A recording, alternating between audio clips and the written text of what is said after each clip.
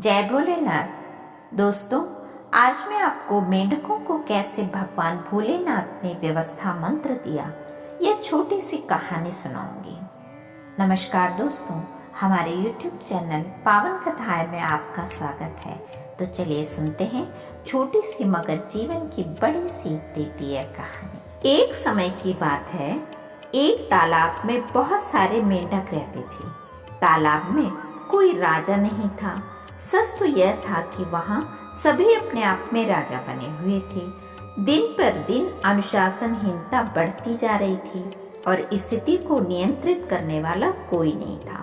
तब बुजुर्ग मेंढकों ने तपस्या कर भगवान शिव को प्रसन्न कर लिया और उनसे आग्रह किया कि तालाब के लिए कोई राजा भेज दे, जिससे उनके तालाब में सुख चैन स्थापित हो सके। भगवान शिव ने प्रसन्न होकर नंदी को उनकी देखभाल के लिए भेज दिया।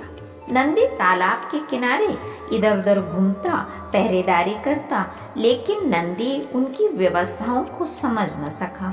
फलस्वरूप उसके खुर से कुचलकर अक्सर कोई न कोई मेंढक मर जाता।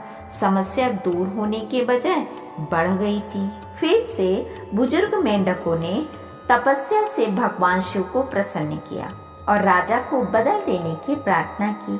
शिव जी ने उनकी बात का सम्मान करते हुए नंदी को वापस बुला लिया और अपने गले के सर्प को भेज दिया। फिर क्या था, सर्प तो सर्प, वह मेंढकों को चटकर जाता था।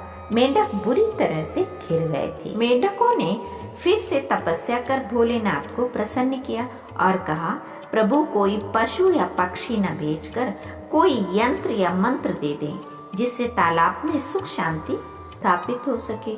भगवान शिव ने सबको वापस बुला लिया और अपनी शिला उन्हें दे दी। मेंढकों ने जैसे ही शिला को तालाब के किनारे रखा, वह उनके हाथ से छूट गया और बहुत से मेंढक दबकर मर गए। मेंढकों की समस्याओं का हल निकलना तो दूर, उनके ऊपर मुसीबतों का पहाड़ टूट पड़ा। फिर क्या था, तालाब के मेंढकों में हंगामा मच गया। फिर से सभी मेंढकों ने मिलकर भगवान शिव की उपासना की। भोलेनाथ जल्द ही प्रकट हो गए। मेंढकों ने कहा, प्रभु आपका भेजा हुआ कोई भी राजा हमारे तालाब में व्यवस्था नहीं बना पाया।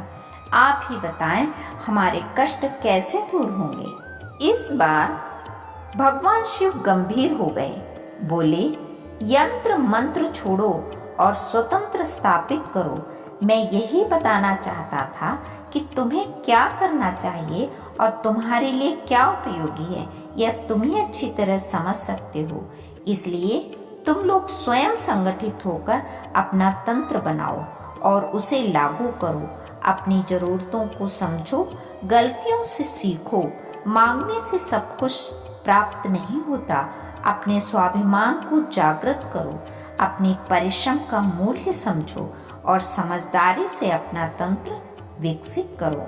यह कहानी हमें बहुत ही सरलता से समझाता है कि पराजित होने का भाव और पराजित होने का भाव हमारी सृजन शक्ति को समाप्त कर देता है और प्रतिभा को कुचल देता है। इसलिए जरूरत है स्वतंत्र एवं संगठित होने की।